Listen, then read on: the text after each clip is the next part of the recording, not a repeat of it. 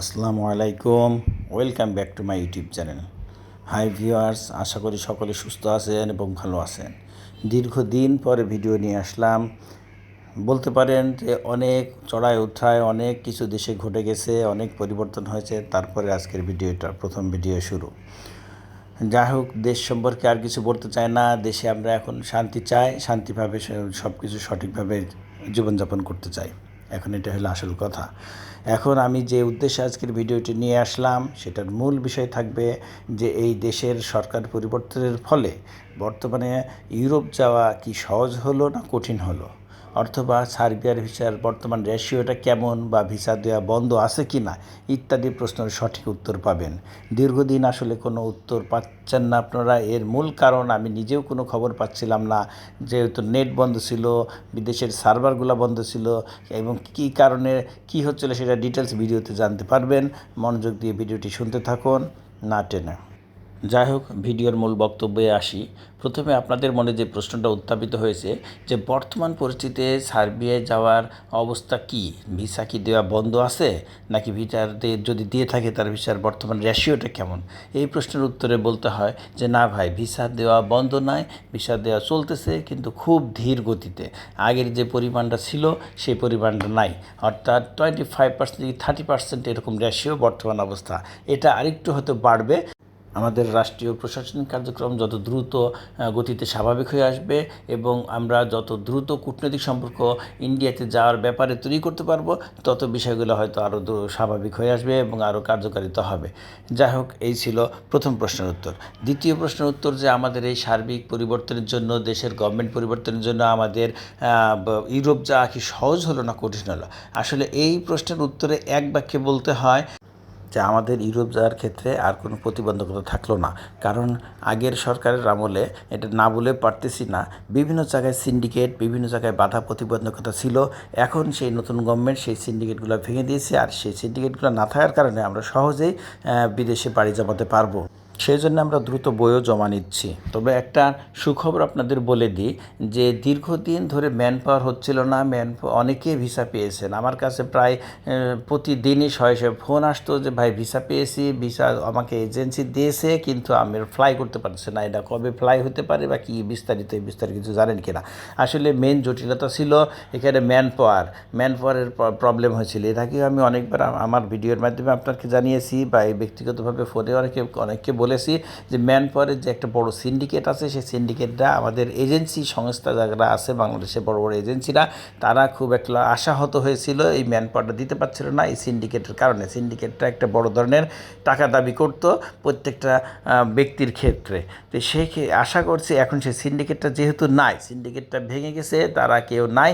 এখন সেই জায়গাটা, এখন গভর্নমেন্ট যে আমাদের পরিচালনা করতেছে, সেই জায়গাটা দ্রুত কার্যকলাপটা শুরু হলেই আশা করতেছি যে আপনারা যারা ভিসা পেয়েছেন তাদের জন্য সুখবর, তারা দ্রুত ম্যান পাওয়ার পাবেন এবং দ্রুত ফ্লাই করতে পারবেন। আপনাদের যে বড় প্রতিবন্ধকতা, যে বড় বাধাটা ছিল, সেটা ম্যান পাওয়ারের ক্ষেত্রে, অর্থাৎ ভিসা পেয়েছেন কিন্তু যেতে পারতেছেন না ম্যান পাওয়ারটার কারণেই। এখন আশা করতেছি সেটা দ্রুত সমাধান হয়ে যাবে। আমাদের গভর্নমেন্ট সার্বিক কার্যক্রম দ্রুত চালনা শুরু করলেই আপনারা ম্যান পাওয়ারটা পেয়ে যাবেন এবং আপনারা ফ্লাই করতে পারবেন। এইটা হচ্ছে যারা ভিসা পেয়েছে তাদের জন্য খুব ভালো খবর, এটা একটা বড় ধরনের সুখবর।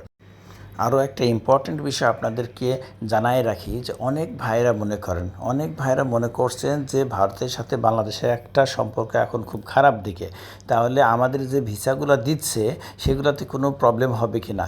আসলে ভাই, এই বিষয়ে আপনাদেরকে খুব গভীরভাবে জানাতে চাচ্ছি, ভালোভাবে বিষয়টা বুঝুন। যে ভারত কিন্তু আমাদেরকে ভিসা দিচ্ছে না। আমরা যাব সার্বিয়াতে, আমরা যাব মেসিডোনিয়াতে, এইসব ক্ষেত্রে ইউরোপের যে ভিসাটা সেই দেশের গভর্নমেন্ট দিবে, অর্থাৎ সেই দেশের অ্যাম্বাসি দিবে, অর্থাৎ সেই দেশের অ্যাম্বাসিটা স্থাপিত আছে দিল্লিতে। ভারত কিন্তু আমাদেরকে সার্বিয়ার ভিসা দেয় না, কিন্তু আমাদেরকে যেতে হয় বা কাগজপত্র ডকুমেন্ট সাবমিট করতে হয় দিল্লির অ্যাম্বাসিতে, যেটা সার্বিয়ার অ্যাম্বাসি অবস্থিত দিল্লিতে। অর্থাৎ দিল্লির গভর্নমেন্টের কোনো এখতিয়ার নেই ভিসা বন্ধ করার। ভিসা বন্ধ করতে হলে সার্বিয়া গভর্নমেন্ট যদি বন্ধ করে দেয়, সেক্ষেত্রে আমরা যেতে পারবো না। কিন্তু এদিক থেকে আমরা সম্পূর্ণ নিশ্চিত সার্বিয়ার গভর্নমেন্ট ভিসা দিচ্ছে এবং তারা ভিসা নিবে। অর্থাৎ এই জিনিসটা ক্লিয়ার আপনাদের হওয়া উচিত যে সার্বিয়ান গভর্নমেন্ট ভিসা দিচ্ছে আমাদেরকে, সেক্ষেত্রে আমাদের সার্বিয়া, মন্টিনেগ্রো, ম্যাসেডোনিয়া এদিকে যাওয়ার কোনো প্রবলেম হবে না। অর্থাৎ আরেকটা জিনিস সবচেয়ে যদি ভালো হতো, যদি এই অ্যাম্বাসিগুলো বাংলাদেশে স্থাপিত করা যেত, সেই ক্ষেত্রে খুবই ভালো হতো। যাই হোক, আশা করতেছি আমাদের গভর্নমেন্ট সেই বিষয়ে সজাগ থাকবেন। আর সবচেয়ে আরেকটা গুরুত্বপূর্ণ বিষয় যে বাংলাদেশ থেকে প্রবাসীরা বিভিন্ন দেশে যেতে এখন আরও সহজ হয়ে যাবে, কারণ বর্তমান সরকার প্রধান আছে ডক্টর ইউনূস। মনে রাখতে হবে, ইনি একজন ইন্টারন্যাশনাল ফিগার, নোবেল বিজয়ী। ইনা একটা ইন্টারন্যাশনাল ফিগার হওয়ার কারণে যে কোনো দেশের সাথে কূটনৈতিক সম্পর্ক খুব গভীরভাবে জোরালো চালাতে পারবেন।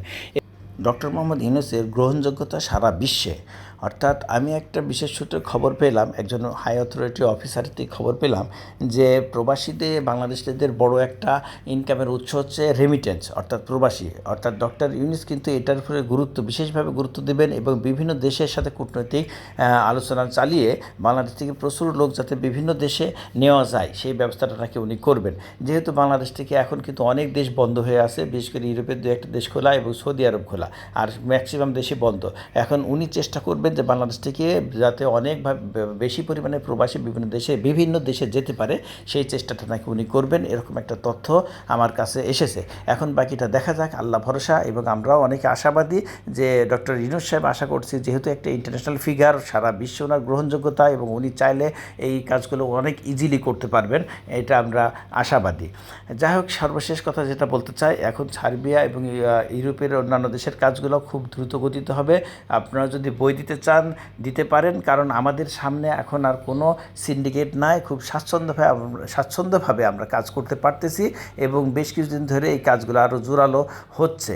আর যে কথাটা বললাম যে ভিসার রেশিওটা একটু কম, এই কারণে সব কিছুতে হ্যাং হয়েছিল, সার্ভার বন্ধ ছিল, নেট পাচ্ছিলাম না, কোনো কমিউনিকেশন করতে পারছিলাম না বহির্বিশ্বের সাথে, সেই কারণে আমাদের সার্বিক বিষয়ে যোগাযোগটা বিচ্ছিন্ন থাকার কারণে কাজগুলো খুব স্লো হচ্ছিল। কিন্তু এখন 2-1 দিনের মধ্যে সব কিছু স্বাভাবিক হয়ে আসছে এবং আপনারা যারা দ্রুত সার্বিয়া যেতে চান বই জমা দিতে পারেন। আমাকে দিতে হবে বারে বারে আমি এটা বলি যে আমাকে দিতে হবে এমন নয়, আপনি যেখানে যোগ্য ভালো মনে করেন সেখানেই দিবেন। এবং আমি চাই যে আপনারা প্রবাসগামী হন, বৈদেশিক মুদ্রা আনেন এবং দেশের যে ক্রান্তি লগ্ন এখন চলছে, সে দেশকে এখন গঠন করার সময়। অর্থাৎ নিজে সফল হন, নিজে সাকসেস হন, নিজের উন্নয়ন করেন, নিজেকেও তৈরি করেন, দেশকেও তৈরি করেন পাশাপাশি। যাই হোক, এই নিয়েই আজকের ভিডিও ছিল।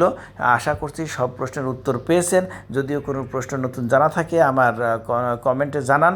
অনেক সময় কমেন্ট উত্তর দিতে পারি না, বিভিন্ন কারণে পারি না, সেটা আমাকে ক্ষমা সুন্দর দৃষ্টিতে দেখবেন। এখন থেকে কমেন্টে সবগুলো প্রশ্নের উত্তর দেওয়ার চেষ্টা করব। আর সবচেয়ে বড় কথা হলো যে আমরা একটু মুক্ত স্বাধীনভাবে কাজ করতে পারতেছি অলরেডি, আমি সেই ইনফরমেশনগুলো পেয়েছি। এবং আপনারা যারা, আবারও বলতেছি, যারা বিদেশে যেতে চান, বিভিন্ন দেশে খুব ভালোভাবে খোঁজখবর নিয়ে বই জমা দিতে পারেন। এখনই বই জমা দেওয়ার সুযোগ, এখনই দ্রুত কাজ করার সময়, কাজ আপনাদের হবে। এই ছিল আজকের ভিডিও। ধন্যবাদ সবাইকে, ভালো থাকবেন।